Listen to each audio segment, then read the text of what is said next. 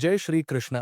राधे राधे। हर हर महादेव। भक्तों, आज हम आपको बताएंगे कुछ ऐसी चीजों के बारे में जो रक्षाबंधन पर अगर एक बेटी अपने मायके से अपने ससुराल कभी लाती है तो उसके घर की बर्बादी तय है। लेकिन उससे पहले आइए जानते हैं रक्षाबंधन के बारे में। आज का वीडियो बहुत ही ज्यादा खास है। भक्तों, रक्षाबंधन का त्योहार हर साल सावन माह की पूर्णिमा तिथि को मनाया जाता है। शास्त्रों में ऐसा वर्णन है कि रक्षाबंधन का त्योहार भद्रा काल में भूल कर भी नहीं मनाना चाहिए। भद्रा काल में रक्षा सूत्र यानी कि राखी बांधना बेहद ही अशुभ माना जाता है। शास्त्रों में कहा गया है कि भद्रा का त्याग करके ही रक्षाबंधन का पर्व मनाना चाहिए। इसके साथ ही रक्षाबंधन का त्योहार किस दिन मनाया जाए, इस पर बहुत ज्यादा ही उलझन की स्थिति है। मित्रों, इस बार कई लोगों का मानना है कि रक्षाबंधन 8 अगस्त को मनाना चाहिए और वहीं कुछ लोगों का मानना है कि 9 अगस्त को रक्षाबंधन का त्योहार मनाना शुभ रहेगा। तो ऐसे में आज हम आपको इस वीडियो में बताएंगे कि रक्षाबंधन का त्योहार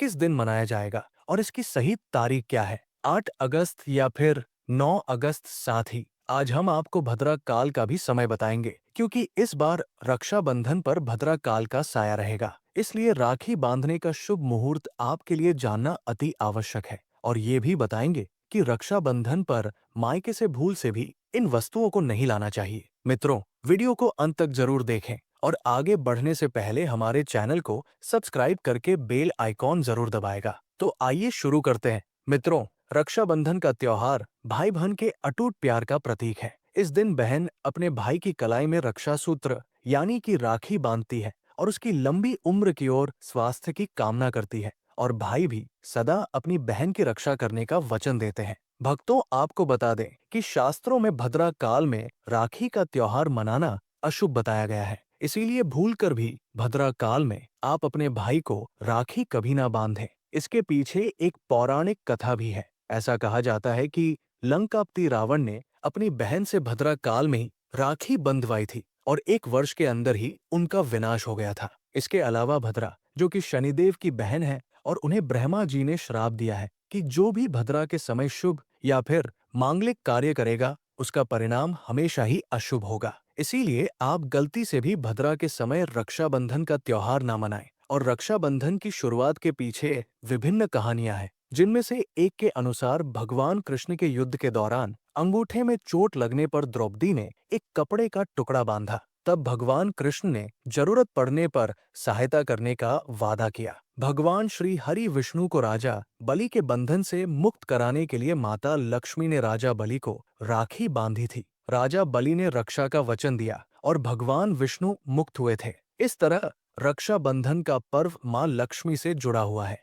मित्रों, रक्षाबंधन के दिन बहनें अपने भाई की कलाई पर राखी बांधती है और उनकी लंबी उम्र की कामना करती है। इसीलिए इस दिन भाई बहन दोनों को स्नान आदि करके और हो सके तो नए वस्त्र पहने, लेकिन याद रहे शुभ अवसर पर काले कपड़े ना पहने। वस्त्र पहनने के बाद मिलकर भगवान की पूजा करनी चाहिए। पूजा से पहले आप पूजा की थाली अवश्य लगा लें और उसमें रोली, चंदन, अक्षत, राखी, मिठाई आदि और एक शुद्ध घी का दीपक भी जरूर रख लें। मित्रों, दीपक आप चाहे तो आटे का बना लें या माटी का या पीतल का, जिससे आप अपने भाई की आरती करेंगे। भक्तों, अब आप इस पूजा की थाली को सबसे पहले भगवान को समर्पित करें और भगवान की कलाई पर पहली राखी बांधने से पहले मंदिर में राखी चढ़ाएं। इसके बाद आप अपने भाई को पूर्व या फिर उत्तर की ओर मुख करके बैठाया और बहन का मुख पश्चिम की ओर होना चाहिए। मित्रों, रक्षाबंधन पर सबसे पहले घर के मंदिर में पूजा पाठ हो जाने के बाद भगवान गणेश को राखी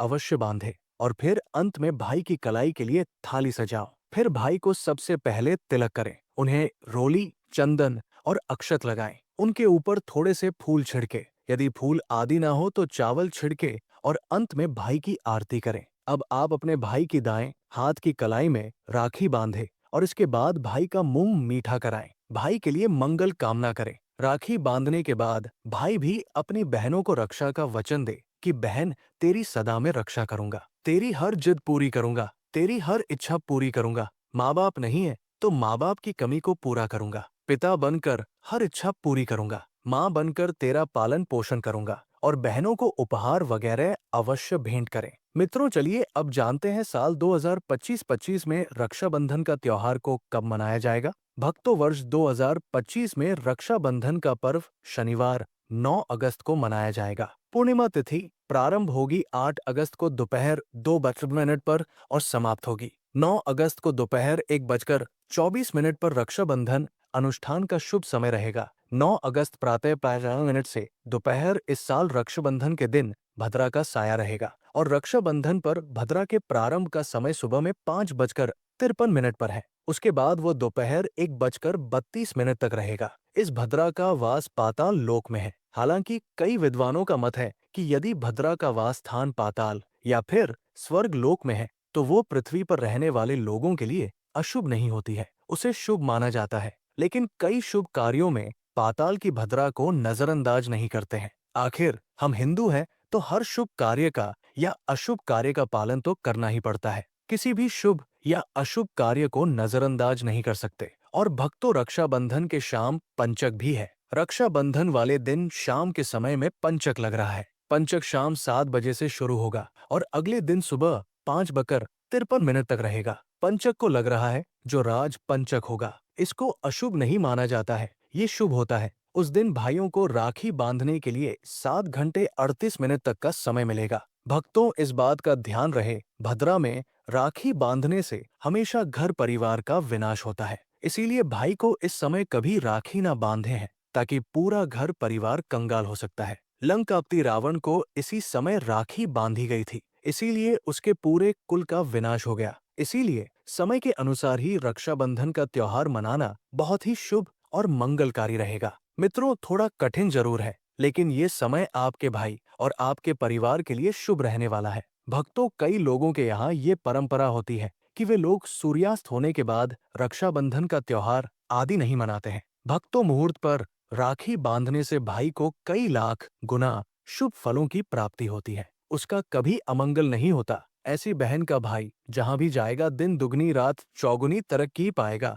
ऐसा भाई लाखों करोड़ों में खेलेगा, रुतबा पैसा धन दौलत सब कुछ कमाएगा। राहु दोष, पितरी दोष, नजर दोष, मंगल दोष सब कुछ दूर रहेंगे मित्रों। और रक्षाबंधन पर भाई को काली राखी नहीं बांधना चाहिए, शुभ नहीं माना जाता। भाई की कला कलाई पर हमेशा लाल रंग की राखी बांधना बहुत ही शुभ और मंगलकारी माना जाता है। भक्तों, रक्षाबंधन के पावन अवसर पर उपहार में बहन को चाकू छुरी आदि कभी नहीं देना चाहिए, इससे जीवन पर नकारात्मकता का गहरा असर पड़ता है। ऐसे में बहन को सफेद कपड़ा भी उपहार में नहीं देना चाहिए, कोई चप्पल आदि भी नहीं देना चाहिए। उपहार में दक्षिणा सुंदर भेंट अवश्य देना चाहिए। एक प्यारी बहन ने अपने भाई को भाई बनाया, भाई का दर्जा दिया, तो भाई अपनी बहन के लिए इतना तो कर ही सकता है। बड़ा सुकून और सुख मिलता है। मित्रों, धर्म शास्त्रों के अनुसार माना जाता है कि बहन को राखी बांधने के लिए भाई के घर खुद बहन को जाना चाहिए। शास्त्रों के अनुसार, वेद पुराण के अनुसार ऐसा माना जाता है कि जो बहन रक्षाबंधन पर खुद नहीं जाती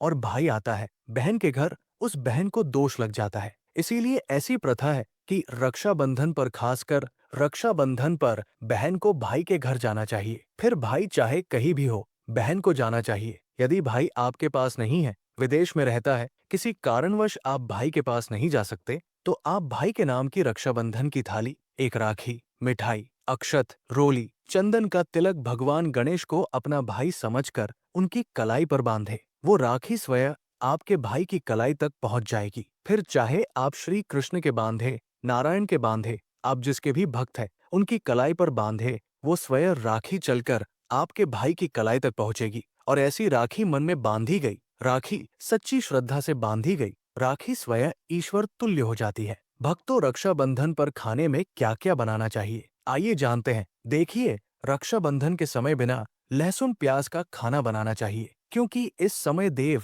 शक्तियाँ, ईश्वर स्वयं धरती पर चलकर आते हैं। वो भी अपने भक्तों से राखी बंधवाने के लिए धरती पर स्वयं पधारते हैं और उन्हें भोग लगाते हैं। ऐसे में जो भाई होते हैं उनके अंदर साक्षात ईश्वर का उस दिन वास हो जाता है। भगवान भाई के अंदर बसते हैं। इसीलिए लहसुन, प्याज, मांस, मदिरा, सिगरेट, गुटखा आदि इस दिन कभी नहीं खाना चाहिए, नहीं तो रक्षाबंधन खंडित हो जाएगा, बहन का व्रत टूट जाएगा। खाने में पूरी खीर में आप कलर भी डाल सकते हैं। मीठा हलवा, मीठी सेवियां जरूर बनाएं। कुछ ना कुछ मीठा घर में अवश्य होना चाहिए। मीठा क्योंकि इस दिन साक्षात भाई में भगवान बसते हैं और बहन को ढेर सारा आशीर्वाद मिलता है। तो मीठा तो जरूर बनाना चाहिए। कुछ बनाएं या ना बनाएं, पर मीठी सेवियां जरूर बनाना चाहिए और भगवान को भोग लगाना चाहिए। उसके बाद ही रक्षाबंधन का पर्व मनाना चाहिए। बड़ा ही शुभ और अत्यंत दुर्लभ मंगलकारी माना जाता है। रसीले आलू की सब्जी, गोभी की सब्जी, केले की सब्जी, चटपटे गोभी आलू, मटर पुलाव, पनीर पुलाव और खीरे का रायता बना सकते हैं। घर में इस दिन पका खाना अवश्य बनाना चाहिए। इस दिन घर में तवा नहीं चढ़ाना चाहिए, अशुभ माना जाता है। कढ़ाई चढ़ाकर पका खाना ही बनाएं। इसे शास्त्रों के अनुसार पका खाना माना जाता है, जो कि त्योहारों के शुभ समय बनाया जाता है। मित्रों, इसे साक्षात ईश्वर ग्रहण करते हैं। भगवान को भोग और राखी बांधने के बाद फिर उसके बाद मुहूर्त के समय भाई की कलाई पर राखी बांधने के बाद ही बहन अपना व्रत तोड़ती है और बहन को एक निवाला भाई को अवश्य खिलाना चाहिए और भाई को भी बहन का व्रत संपूर्ण करना चाहिए। बहन को एक निवाला अवश्य खिलाएं, इससे प्यार बढ़ता है और ईश्वर ढेर सारा आशीर्वाद देकर वापस अपने स्वर्ग लोक को चले जाते हैं। कहते हैं जो बहन इस दिन भाई के लिए व्रत नहीं रखती रक्षाबंधन पर ऐसे ही राखी बांधती है तो भाई की उम्र कम हो जाती है, ईश्वर नाराज हो जाते हैं, व्रत खंडित हो जाता है। किसी भी भाई की बहन को इस दिन व्रत अवश्य रखना चाहिए, क्योंकि भाई की इससे उम्र बढ़ती है, प्यार बढ़ता है, ईश्वर प्रसन्न रहते हैं। नहीं तो रक्षाबंधन का कोई लाभ नहीं होगा। भक्तों, रक्षाबंधन पर यदि शुक्रवार का दिन पर आ जाए तो जो लोग माता संतोषी का व्रत करते हैं तो उन्हें घर में खट्टा नहीं बनना चाहिए, खट्टे पदार्थ का खाना नहीं बनाना चाहिए। खट्टी इमली की चटनी, पानी पूरी, नींबू आदि खट्टा आम वगैरह नहीं खाना चाहिए। इससे माता संतोषी नाराज हो जाती है। यदि आप संतोषी माता का व्रत रखते हैं, पूजा पाठ करते हैं, तो थोड़ा संयम रखें, नहीं तो माता संतोषी नाराज हो जाएंगे। माता संतोषी को खट्टे पदार्थ से अत्यंत नफरत है। वो ये बर्दाश्त नहीं करती, क्योंकि जब शुक्रवार को रक्षाबंधन पड़ता हो तो माता संतोषी भी सक्रिय अवस्था में होती है। क्योंकि शुक्रवार माँ संतोषी वार है, इसलिए कुछ सिद्धांतों का पालन करना निश्चित ही लाभदायक होता है। भक्तों, रक्षाबंधन के अवसर पर एक ऐसी विशेष क्रिया है जो बहन यदि संपन्न करती है तो उसे संपन्न बनने से संसार की कोई भी शक्ति अवरुद्ध नहीं कर पाती। ये विधि तो स्वयं अपने घर पर ही संपादित की जाती है। इसका परिणाम ये होता है कि भाई को श्रेष्ठ पद प्राप्त होता है, सरकारी सेवा में सफलता मिलती है। यदि व्यापारिक गतिविधियां मंद पड़ी हो तो वे अचानक गति पकड़ लेती है। पक्षी के उड़ने की भांति व्यवसाय तीव्रता से प्रगति करने लगता है। भाई पर किसी की बुरी दृष्टि का प्रभाव नहीं पड़ता। दुर्भाग्यपूर्ण घटनाओं में भी उसके प्राणों की हानि नहीं होती। इस प्रक्रिया को करने के उपरांत भाई बहन के स्नेह में और भी वृद्धि हो जाती है। तो भक्तजनों, आपको क्या करना होगा, ध्यान पूर्वक सुनिए। सर्वप्रथम भाई को राखी बांधने के पश्चात अपने हाथ में कुछ मुद्राएं लेकर मुट्ठी बंद कर लें और उस मुट्ठी को भाई के शरीर के ऊपर से 7 बार घुमाएं। उसके बाद जो धनराशि आपकी मुट्ठी में थी उसे ले जाकर एक नई राखी खरीदे और उस खरीदी हुई राखी को किसी पवित्र वृक्ष जैसे पीपल पर बांध दें या किसी अन्य पूजनीय पेड़ पर स्थापित कर दें। उस वृक्ष पर तिलक अंकित करें, मिष्ठान का भोग लगाएं और फिर उसी वृक्ष पर राखी बांधें। इस प्रकार आपके भाई की सुरक्षा सुनिश्चित होगी और वो विजय प्राप्त करेगा। ये कार्य करने से बहन एवं भाई दोनों का हित होता है, उनका कल्याण संभव होता है। भाई को दुष्ट नजर, किसी भी प्रकार के दोष जैसे कालसर्प दोष, पितृदोष, राहु दोष, शनि दोष या भीषण दरिद्रता के दोष का सामना कभी नहीं करना पड़ेगा। भक्तों, इस उपाय का वर्णन तंत्र शास्त्र के जीवनवे अध्ययन में स्पष्ट रूप से किया गया है। यदि रक्षाबंधन पर इस विधि का पालन किया जाए तो साक्षात भाई को धनवान बनने से कोई भी नहीं रोक सकता। उन्नति दिन में दुगनी और रात में चौगुनी गति से होने लगती है। बहन का भाई के प्रति स्नेह अक्षुण्ण बना रहता है। घर में इतना धन आगमन होता है कि उसे संभाल पाना भी मुश्किल हो जाता है। ये विशेष प्रयास मुख्यतः रक्षाबंधन के पावन दिवस पर ही किया जाता है। भक्तों, ये अवसर वर्ष में केवल एक बार ही आता है।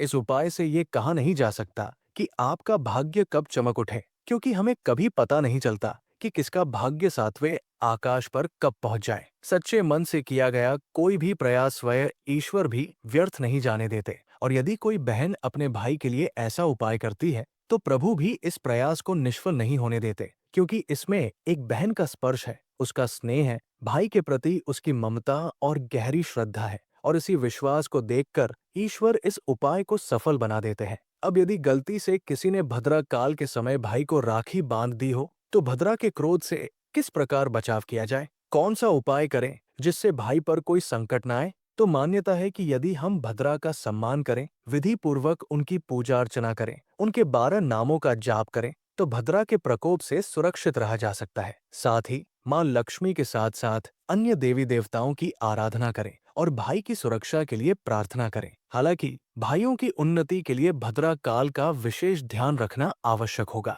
शास्त्रों में प्रत्येक समस्या का निदान लिखा है। भक्तों, अब ये बात भी कर लेते हैं कि मायके से भूलकर भी कौन कौन सी वस्तुएं नहीं लानी चाहिए। मित्रों, शास्त्रों में कुछ ऐसी वस्तुओं का उल्लेख है जिन्हें पत्नी को अपने मायके से कभी नहीं लाना चाहिए, अन्यथा ये पति के पतन का कारण बन सकती है। संभव है कि पति निर्धन हो जाए। हर माता पिता का स्वप्न होता है कि उनकी पुत्री को एक अच्छा ससुराल और प्रेम करने वाला पति मिले। ससुराल में उनकी बेटी का आदर हो और वहां केवल सुख ही सुख हो। किंतु कई बार माता पिता कुछ ऐसी भूलें कर बैठते हैं जिनके कारण पुत्री और उसके पति को जीवन भर कष्ट भोगने पड़ सकते हैं। बेटी को दी गई कुछ विशेष चीजों के कारण उसके जीवन में सुख के बजाय दुख और अभाव आने लगते हैं। आइए जानते हैं कि बेटी को भूलकर भी किन चीजों को नहीं देना चाहिए। बेटी को कभी भी मिर्च नहीं देनी चाहिए। ऐसा माना जाता है कि इससे उसके वैवाहिक जीवन में कटुता फैल सकती है। ये धारणा है कि बेटी के साथ मिर्च देने से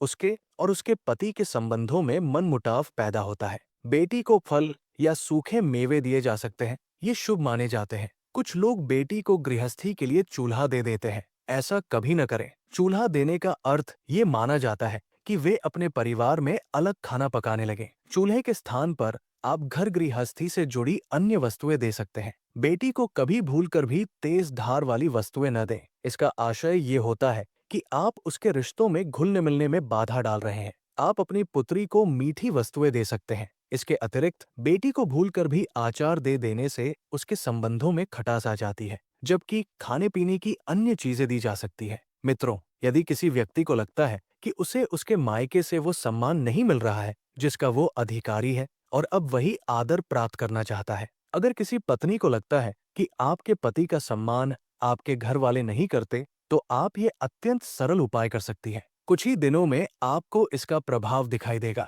आपके पति को उसके मायके में वो मान सम्मान प्राप्त होगा जिसका वो हकदार है। प्रत्येक व्यक्ति चाहता है कि समाज में सभी उसका आदर करें और उसे प्रतिष्ठा मिले। कई बार ऐसा होता है कि नकारात्मक ऊर्जा के कारण व्यक्ति को उचित सम्मान नहीं मिल पाता। वहीं ज्योतिष में कुछ ऐसे उपाय बताए गए हैं जिनसे व्यक्ति को मान सम्मान, धन और नौकरी आदि संबंधी सभी परेशानियां समाप्त हो जाती हैं। साथ ही अनेक लोग आपका आदर करने भी लगते हैं। तो आइए जानते हैं ऐसे ही कुछ उपायों के बारे में। यदि आप चाहते हैं कि समाज में और आपके ससुराल में आपको मान सम्मान प्राप्त हो, तो आपको रात को सोने से पहले एक तांबे के पात्र में जल भरकर रखना है और उस बर्तन में सोने या चांदी का कोई सिक्का या आभूषण डाल देना है। सुबह उठकर सबसे पहले बिना कुछ बोले उस जल को पी जाना है। ऐसा करने से व्यक्ति को उचित मान सम्मान मिलने लगता है। साथ ही इस उपाय से जीवन में जितना भी तनाव हो वो भी दूर हो जाता है। आपके मस्तिष्क या मन में जो भी चिंता हो